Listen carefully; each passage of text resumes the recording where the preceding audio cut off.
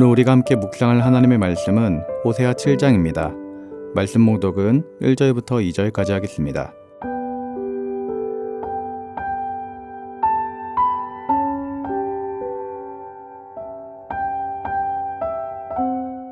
내가 이스라엘을 치료하려 할 때에 에브라임의 죄와 사마리아의 악이 드러나도다.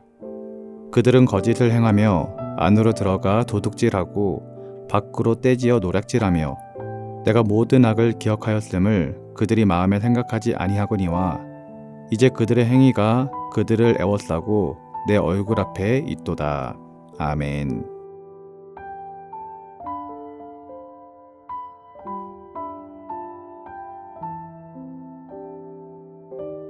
우리는 몸이 아프면 병원에 가서 의사를 만납니다. 하지만 의사라고 해서 다 같은 의사가 아닙니다. 의사 중에는 평범한 의사도 있고 명의도 있으며 때로는 돌팔이 의사도 있는 것입니다. 여러분, 좋은 의사는 어떤 사람입니까? 환자의 상태를 보고 정확하게 병을 진단하는 분입니다. 그리고 환자의 상태에 따라서 정확하고도 빠른 처방을 내리는 것입니다. 하지만 반대로 돌팔이 의사는 반대로 행동합니다. 환자의 상태에 따른 정확한 판단을 내리지 못합니다. 엉뚱한 약을 처방하는 것이죠. 만약에 그런 의사를 만나게 된다면 치료할 시기를 놓치고 돌이킬 수 없는 상황에까지도 갈 수 있는 것입니다. 육체가 병이 들면 의사를 찾아가지만 영혼의 문제가 생기면 우리는 우리를 창조하신 하나님 앞에 나아가야 합니다. 하나님께서 우리의 영혼을 살피시고 회복시켜 주시기를 바라며 하나님 앞에 엎드려야 하는 것이죠.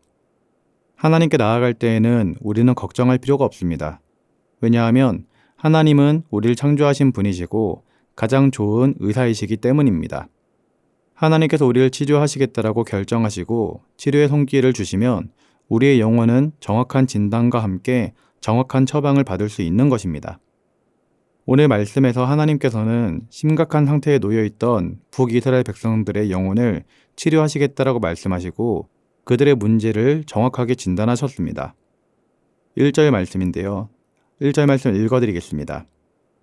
내가 이스라엘을 치료하려 할 때에 에브라임의 죄와 사마리아의 악이 드러나도다. 그들은 거짓을 행하며 안으로 들어가 도둑질하고 밖으로 떼지어 노략질하며. 에브라임은 한 지파의 이름이지만 종족 북이스라엘 전체를 가리키는 이름으로 등장했고 사마리아는 도시이지만 북이스라엘의 수도이기 때문에 북이스라엘 전체를 대표하는 지명이 됩니다. 하나님께서 이들을 치료하시겠다라고 말씀하셨던 것이죠. 하지만 북이스라엘은 겉으로 보기에는 상황이 그렇게 나빠 보이지 않았고 오히려 상황이 가장 좋은 것처럼 보였습니다. 북이스라엘을 창건한 여로보암 1세부터 시작해서 여로보암 2세가 집권하기 전까지 북이스라엘은 그저 그런 나라였습니다. 하지만 여로보암 2세 때 와서 급속도로 팽창하기 시작했습니다. 북쪽으로는 하맛 어기에서 남쪽으로는 아라바 바다까지 영토가 확장되었습니다. 그리고 무역은 호황기를 누렸습니다.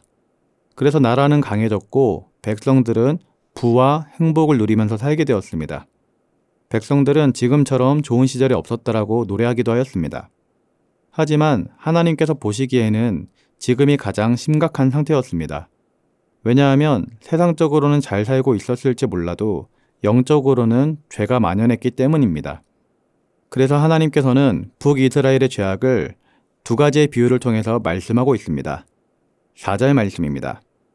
그들은 다 간음하는 자라. 과자 만드는 자에 의해 달궈진 화덕과 같도다. 그가 반죽을 뭉침으로 발효되기까지만 불 일으키기를 그칠 뿐이니라. 아멘. 그들은 간음하는 자들이며 달구어진 화덕 같은 민족이라고 말씀하셨습니다.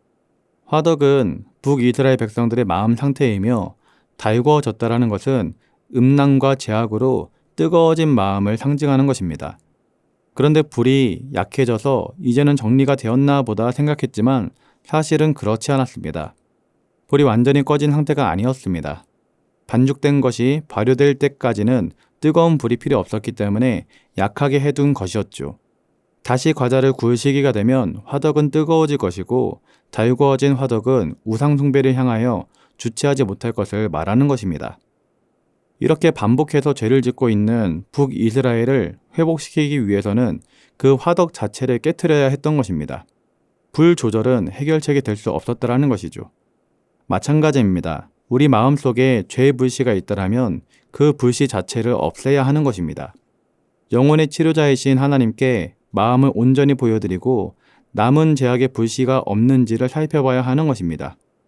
화덕은 그대로 두고 불 조절을 한다는 것은 죄의 문제를 해결하지 않겠다라는 것입니다. 불 조절을 할 것이 아니라 화덕 자체를 치워버리는 지혜로운 하나님의 백성이 되어야 하는 것이죠. 두 번째 비유의 말씀은 8절에 나옵니다. 에브라임이 여러 민족 가운데에 혼합되니 그는 곧 뒤집지 않은 전병이로다. 여러분, 전병은 얇은 과자를 말합니다. 얇은 과자를 구울 때 뒤집지 않으면 한쪽만 타게 됩니다. 한쪽은 그대로 있고 한쪽만 타는 전병은 먹을 수가 없습니다. 여기서 말하는 전병은 북이스라엘 백성들이고 한쪽은 굽고 한쪽은 구워지지 않은 것은 겉과 속이 다른 북이스라엘 백성들의 영적인 상태를 의미하는 것입니다. 지금 말씀처럼 그들은 겉과 속이 다른 그런 사람들이었습니다. 예배는 열심히 드렸습니다. 양과 소를 가지고 나와서 풍부한 물질로 제사를 드리는 일에는 열심이었습니다. 하지만 행동은 그렇지 못했습니다. 겉으로 보기에는 열심히 내는 것처럼 보였으나 행동은 엉망이었고 내면은 썩어 있었습니다. 그들은 여호와께 돌아와서 회개하지도 않았고 하나님보다는 다른 나라를 의지하였습니다. 그 말씀이 10절과 11절에 기록되어 있습니다. 이스라엘의 교만은 그 얼굴에 드러났나니 그들이 이 모든 일을 당하여도 그들의 하나님 여호와께로 돌아오지 아니하며 구하지 아니하도다.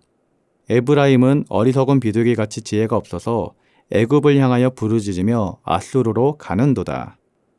그들은 지금 읽은 말씀처럼 줄타기 외교를 하고 있었던 것입니다. 이집트와 아수르라는 두 강대국 사이에서 줄타기를 하고 있었던 것이죠. 오직 하나님 앞에 엎드려야 하는데 이집트와 아수르를 향하여서 부르짖고 그들을 향하여서 달려갔던 것입니다. 예배는 열심히 드리는데 정작 무릎 꿇는 것은 이집트와 아수르에게 무릎을 꿇는 그런 이중적인 모습을 보여주었던 것이죠.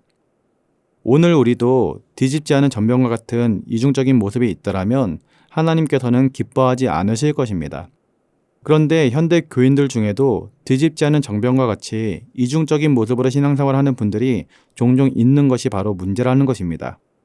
그래서 교회에서 예배드릴 때에는 그 누구보다도 신실하게 예배를 드리고 봉사를 하는데 삶으로 돌아가서는 언제 그랬냐는 듯이 세상 사람들처럼 살아가는 것입니다.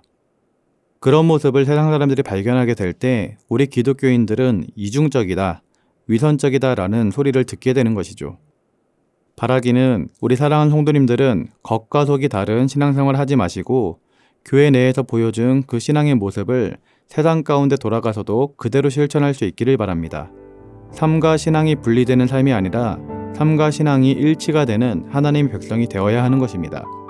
오늘 말씀을 보며 혹시 나에게 이와 같은 연약함들이 있진 않은지 돌아보고 회개할 것은 회개하고 돌이킬 것은 돌이키며 하나님 앞에 부끄러움 없을 수 있기를 예수님의 이름으로 기도드립니다. 기도하겠습니다. 사랑의 하나님 아버지, 오늘 말씀을 통해 우리의 영혼을 살피시는 주님의 마음을 알게 하시니 감사를 드립니다. 우리 안에 혹시라도 죄의 불씨가 있더라면 주님의 은혜로 완전히 제거되게 하시고 하나님 앞에 진실한 마음으로 나아가 회개하고 돌이킬 수 있도록 은혜와 축복을 더하여 주시옵소서. 우리의 영혼을 치료하시는 주님만을 의지하게 하시고 삶 속에서도 주님을 드러내는 복된 삶을 살아가게 하옵소서. 또한 겉과 속이 일치된 온전한 신앙의 삶을 살아갈 수 있도록 은혜를 더하여 주시옵소서. 감사를 드리며 예수님의 이름으로 기도드립니다. 아멘. 하늘에 계신 우리 아버지, 아버지의 이름을 거룩하게 하시며 아버지의 나라가 오게 하시며 아버지의 뜻이 하늘에서와 같이 땅에서도 이루어지게 하소서. 오늘 우리에게 일용할 양식을 주시고 우리가 우리에게 잘못한 사람을 용서하여 준 것 같이 우리 죄를 용서하여 주시고 우리를 시험에 빠지지 않게 하시고 악에서 구하소서. 나라와 권능과 영광이 영원히 아버지의 것입니다. 아멘.